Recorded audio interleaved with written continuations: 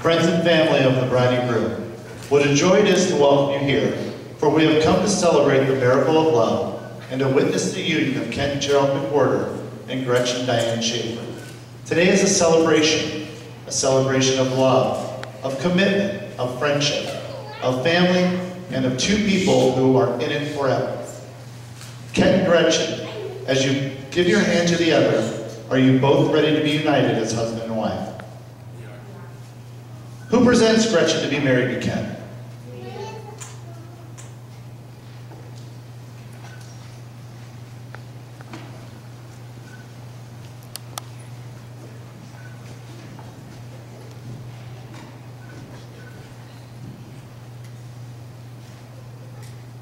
You don't have to have a ceremony to have a marriage. And when you think about it, the whole thing's kind of strange.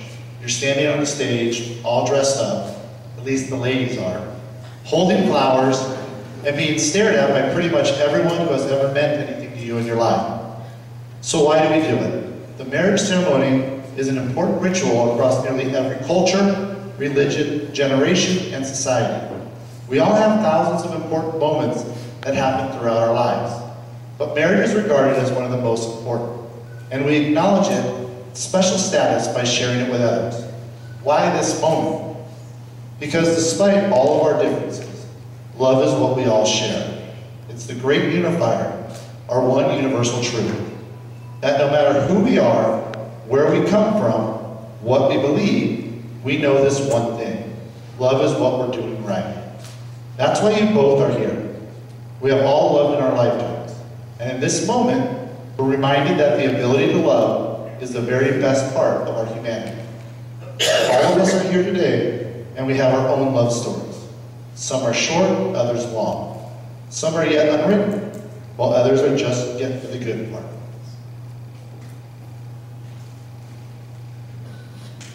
Ken and Gretchen, it took almost 15 years of friendship to bring you to this moment. When you first met, your paths were not ready to join. There were adventures, experiences, and growth that each of you needed to be ready for each other. Every challenge and experience that you've had before this day has prepared you for what lies ahead. Your paths are now becoming one. And that brings us here to this point in time, today. A time to pause, look back, and smile at all the moments that brought you here. And a time to look ahead at all the moments that are still to come. We're all here because we want those moments for you. We're here to hope with you, to support you, to be proud of you, and to remind you that love isn't happily ever after. Love is the experience of writing your story. It's not one moment, not even this moment, it's every moment. The big ones like saying I love you, moving in together, getting engaged, but mostly a million little ones that come in between the big moments. Falling asleep next to one another, making dinner together, spending holidays with your families, binge watching Netflix shows, getting a big hug when you get home from work.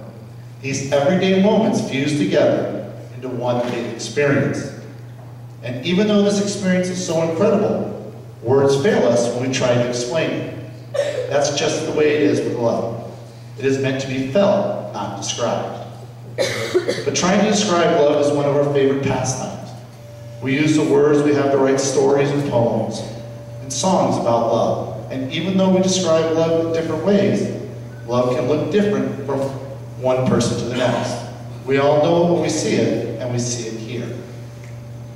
Since this is a rock and roll wedding, Mike is going to come up here and share some lyrics from a song about your upcoming journey.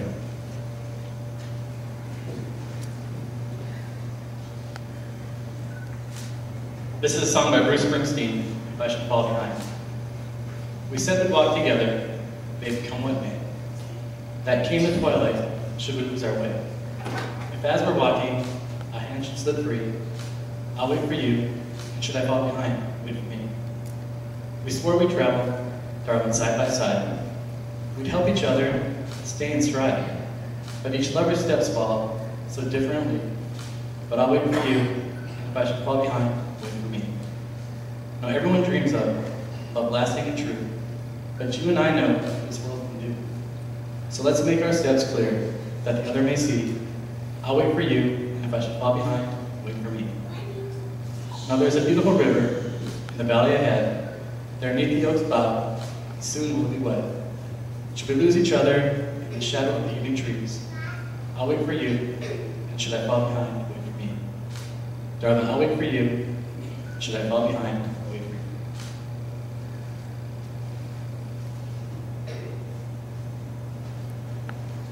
Thank you, Mike. Ken and Gretchen, you fell in love by chance, but you're here today because you're making a choice. You're both choosing each other. You've chosen to be with someone who enhances you, who makes you think, makes you smile, and makes every day bright. You are about to make a promise to each other that you intend to keep. You're going to vow to take care of each other, to stand up for one another, and to find happiness in the other. There's a simple premise to each of these promises. You're vowing to be there. You're teaming up and saying to the other, every experience I'm going to have, I want you to be a part of it. Well, you can keep Gretchen as your lifelong partner, to laugh with her, go on adventures with her, support her through life's tough moments, be proud of her, grow old with her, and find new reasons to love her every day. Without a doubt. Will you, Gretchen, keep Ken as your lifelong partner, to laugh with him, go on adventures with him, support him through life's tough moments, be proud of him, grow old with him, and find new reasons to love him every day? Without a doubt. Will you, Ken and Gretchen, be each other's partners from this day forward? Will you bring out the best in one another, share your happiest moments together, and love each other absolutely for the rest of this lifetime and for whatever may come next? You've both chosen to wear rings as a reminder of these promises. Love, like these rings, comes from humble beginnings, and through challenges along the way, and with a combination of faith and effort, imperfect means forge a relationship into something extraordinary.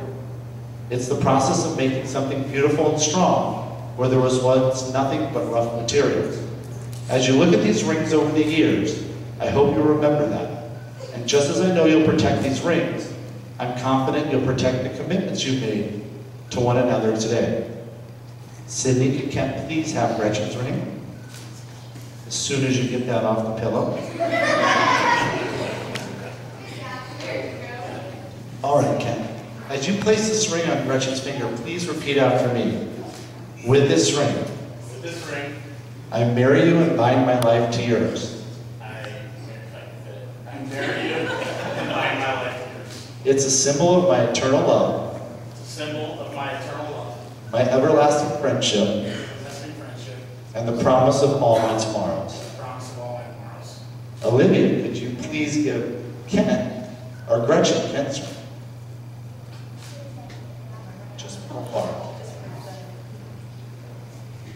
There we go.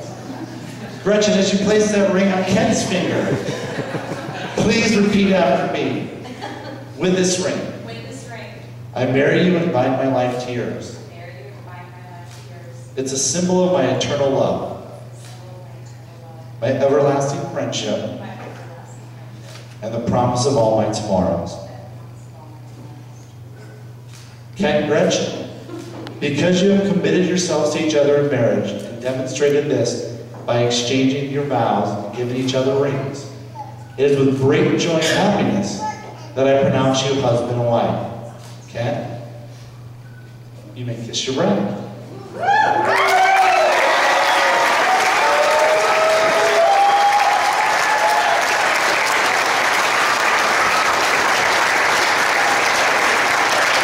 Ladies and gentlemen, it's my great privilege to introduce to you, for the very first time, Mr. and Mrs. Ken and Gretchen Porter.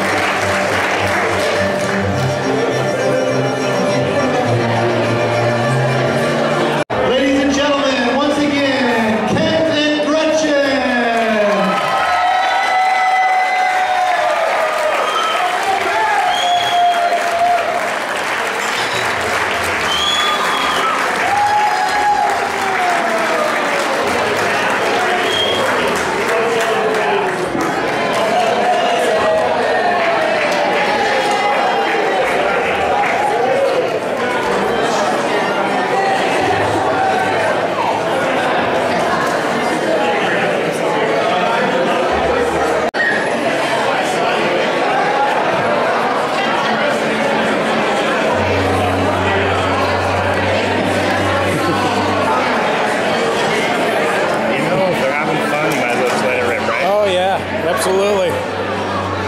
They're happy.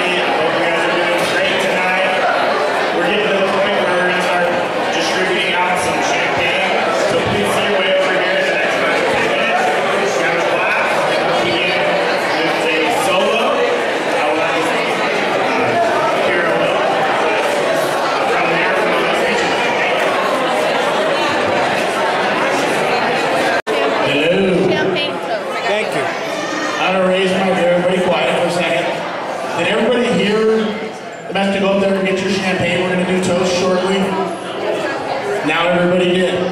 But hey, we've got real quick, and I'm going to talk later. I'm not going to talk now. But I got my new stepdaughter who's going to sing a song for us tonight. And she's going to come up here right now. This is Kyra. So while you're grabbing your champagne and getting ready for our toast, take a listen. Okay? We're ready for you, Jaime.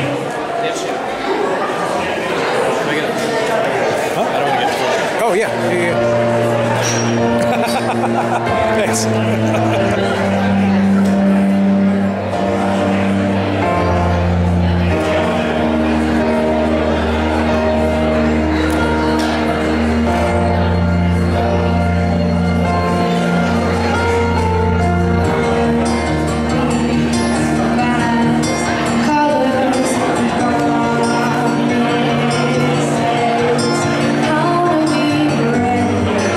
How can I love when I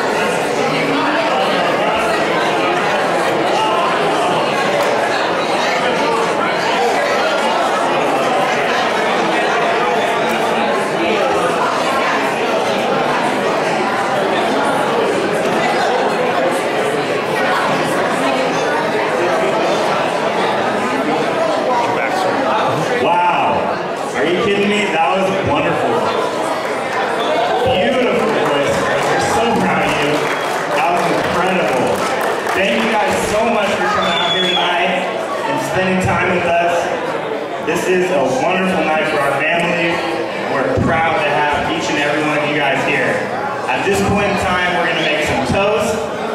Wouldn't be a party without a little bit of roast as well. And we are going to get a little loose after that. Thank you guys. Here we go. Good evening. For those of you who don't know me, my name is Jenny Weidman. Kent is my oldest stepbrother. So I get the glory of starting first because I consider myself to be potentially responsible for this meeting. For those of you who also don't know, my husband is Gretchen's first cousin, meaning her mom and his mom are sisters. So a lot of times you'll see me tag either Kent or Gretchen and post on Facebook, and I say, jokingly, sister cousins for life. So this is kind of where it starts. Almost 17 years ago this coming Christmas, I met a very awesome person, and her name is Gretchen. And we had a bottle of Riesling, and we spent some quality time getting to know each other, and then I married her cousin, and you could say the rest is history. Obviously, way before that, Kent was in my life. But the most important thing is that Kent and Gretchen met, and that life events happened. And almost 2 years ago, sent somebody a little text message, and I said, hey, I totally believe in love, and I believe in being happy. And I don't care, everybody deserves a chance to be happy. So I said, hey, just a heads up, you should text Gretchen. The rest is history. So even though Kent told me that I could talk for 5 minutes, and I may not use my full 5 minutes, as a little sister, that is a pivotal moment. 5 minutes of talking is a lot. I know, right? Listen. So, just a reminder, Kent. Love is patient and love is kind. So, it does not boast and is not proud. Here's my quote for you and Gretchen, whom I love more than anything. More than anything? The best love is the kind that awakens the soul and makes us reach for more, that plants the fire in our hearts and brings peace to our mind. For the rest of your lives, I wish nothing but peace, love, happiness, and Kent picking up Gretchen after girls' nights. To Kent and Gretchen.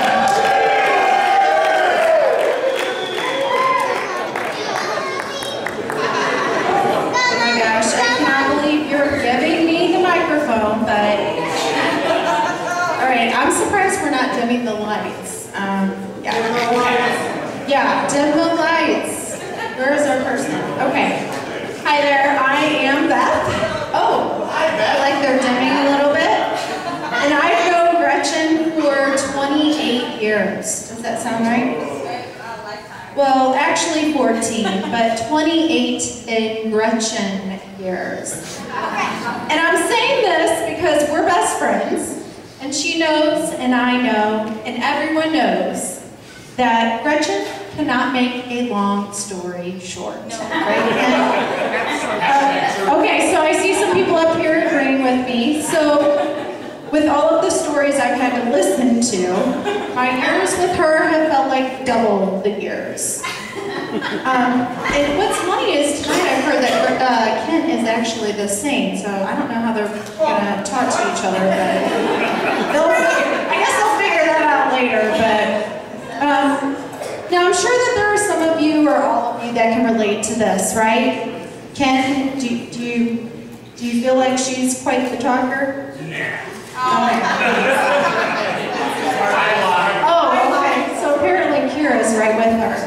So Gretchen and I started our journey teaching junior high students across the hall from one another. And yes, we are crazy. Now, 28 Gretchen years later, we are in Arizona celebrating her wedding. A special thanks to Gretchen for giving me the power of the microphone tonight, and for those who have traveled near and far to be here. You know, it has been an emotional day for me. Even the cake is in tears. Okay, that is ridiculous. Okay, sorry, someone else wrote this speech. This was not me, just saying. Well, on that note, I'd like to thank wine, beer, chocolate martinis, right, Carol? Where's Carol? Okay. And mimosas, a ton of alcohol for making for not making this speech possible tonight. So really quick, raise your glasses, and we're going to give a special toast to alcohol. Cheers to alcohol. All right, alcohol. Okay, we are not finished. Sorry to say. I've got half a sheet still, so I'm guessing. Oh, okay, so I have 7 minutes. So I'm guessing most of you here know Gretchen. She's the lady who loves her bling, and unfortunately for Kent, not the type from Walmart or Target. She also likes her Louis Vuitton, Prada, Gucci, Coach, Michael Kors, Kate Spade, and so on. So Kent, good luck with your credit card. And remember, Christmas is coming up very soon, so be thinking about that. Bling and all of that stuff, designer bags. So Gretchen and Kent, I was going to share some marital advice with you, but I couldn't come up with anything to say. So let's see if anyone else has advice. Let's start with Erin. Erin, where are you? Erin, do you have advice? Okay. Well, all right. Carol, what about you? Let's see if she has. Oh, shit. Sean. Okay, Sean's over here. Sean, advice? Okay, so, okay. Crap. All right, so it goes to say that the secret to a happy marriage remains a secret. Actually, now that I'm thinking of it, I do have some advice for you, Kent. As I kind of mentioned earlier, Gretchen's a talker. That's like an understatement. She has never made a long story short. And let me tell you,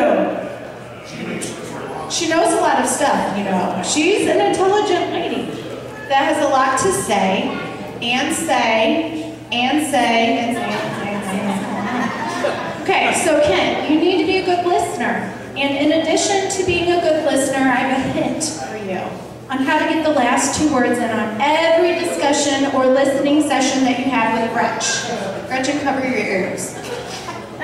All right, and the words you will need to end with are, you know it. Well, how'd you know that? Yes, dear. Okay, you're going to end with yes, dear, and you're good. Matt knows. Okay, yeah, he's shaking his head yes. Okay, now with some seriousness. I've never seen Gretchen happier, and I've never seen a couple attend more concerts than these 2. Hence the rock and roll wedding thing. Gretchen is an amazing lady on her own, but Kent, you really bring out the best in her, and you will never find another person that is as comical, as sweet, as loving, as beautiful, as intelligent, as long-winded, and as loyal as Gretchen. So just don't walk behind her in a store or anywhere for that matter, and we'll talk about that later. On that note, everyone please raise your glasses to Mr. and Mrs. McWhorter, or however you say that damn last name.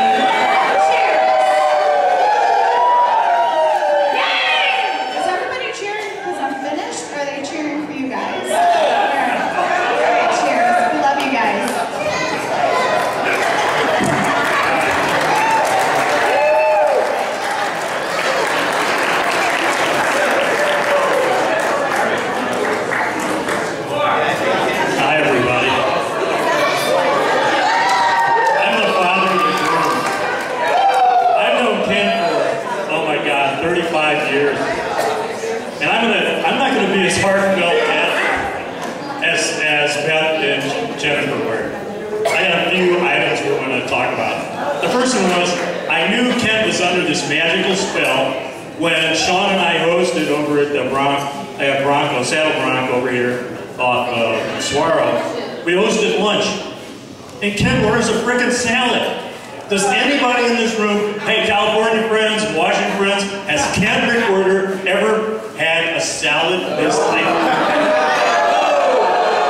So, if you saw a weird post, on those of you that are on our Facebook, if you saw a weird post about Ken has a salad, Todd and Sean and I are looking at each other going, something's going on with Ken. So, awesome. That's awesome, Gretchen. Okay, now to some other fun stuff. First of all, when I first met Ken, he has me read this book with him. It's called One Brick Short of Load. And it's about, I didn't think anything about it. It was about the freaking Pittsburgh Steelers. And I'm like, this can't be too good. So how many frickin' Seahawk fans are in the crowd? Okay. So my point to Gretchen is, I know you're a big Charger fan. Be careful now wearing that Seahawks jersey around the family. We welcome you to the family, but the bulk of the family are a bunch of Seahawk fans. Okay, Ken, I am so freaking proud of you. When you were in the Air Force, you did some great things. When he came back from Kuwait and all these cool things that he did, it gives me his medals. But there is one honor that the Air Force that he didn't give me. You know, I would have put it in my garage and hung it up in a place of honor. But one of the things about Ken was, somewhere in his file, Gretchen, you'll find a toilet seat. Do you see that toilet seat? So the way we understand from his squadron is, Ken's laughing. So when he retired from the Air Force, he was there, what, 5.5, 6 years? So he leaves Tucson, and they give him a freaking toilet seat, because every day he was a mission briefer. It was a cool job. Briefing guys, dropping bombs on the freaking Iraqis and all this cool stuff. And he'd go in, he'd take all this cool stuff into the head with him, and he'd be in there for what, an hour and a pot? So somewhere in his house, there's a toilet seat in honor of Ken McWhirter. So Ken, very cool. Last little story. Very cool. Ken, we're really proud of you. This is great, you guys. Okay, last thing, and I'll sit down. The last thing we have to talk about is another thing. When I first met Ken, he had some pictures taken. And it was outside our house. We were living in St. Louis. We moved to California in '85. So he was like 6th grade. And so he has these pictures taken. And Carol and I go to pick him up. I think Jenny was with us. And somebody yelled, "Hey, Ken, what's on those pictures?" And somebody said, "Hey, wait and see." And so we get these pictures back. And here's a picture of Ken with his shirt on shooting the moon. And so what's the point? So Ken looked at his mom, Carol, and I, and said, "Honest to God, Mom and Dad, it isn't me." So my only point is, anytime you hear Gretchen, I haven't heard him say this in a long time, honest to God, or this is no bullshit, stand by. What might be coming, you might be questionable. So my toast to Ken and Gretchen is long life and happiness. We love both you guys, and enjoy.